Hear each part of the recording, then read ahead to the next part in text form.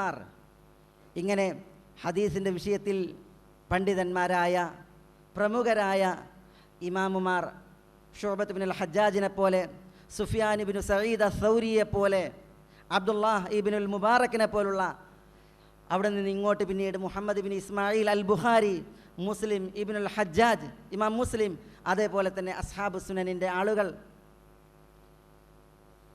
ഇവരുടെയൊക്കെ മാതൃക എങ്ങനെയായിരുന്നു ഹദീസിനെ സമീപിക്കുന്ന വിഷയത്തിൽ? അവകൾ പഠിച്ച് തെറ്റായ മാർഗങ്ങളെയും ബിദഈ കക്ഷികളെയും കൈവിട്ട് കൈയൊഴിച്ച് നേർമാർഗത്തിൽ നമ്മൾ ഹദീസുകളെ സമീപിക്കുകയും പഠിക്കുകയും ഉൾക്കൊള്ളുകയും അത് പഠിപ്പിക്കുകയും ചെയ്യണം. അങ്ങനെ അഹ്ലുൽ ഹദീസിൽ, അസ്ഹാബുൽ ഹദീസിൽ നമ്മളും ഇടം കാണണം. അഹ്ലുൽ ഹദീസും അസ്ഹാബുൽ ഹദീസുമാണ് വിജയത്തിൻ്റെ കക്ഷി.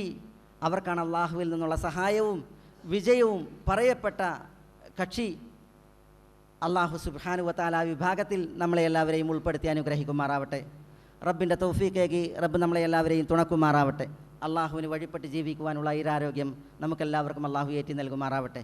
ഈ സത്യദീനിൽ അള്ളാഹു നമുക്കെല്ലാവർക്കും ഫിഖ്ഹ് പ്രദാനം ചെയ്യുമാറാവട്ടെ. വസല്ലല്ലാഹു വസല്ലമ വബാറക അലാ നബീന മുഹമ്മദിൻ വഅലാ ആലിഹി വഅസ്ഹാബിഹി അജ്മഈൻ. അസ്സലാമു അലൈക്കും.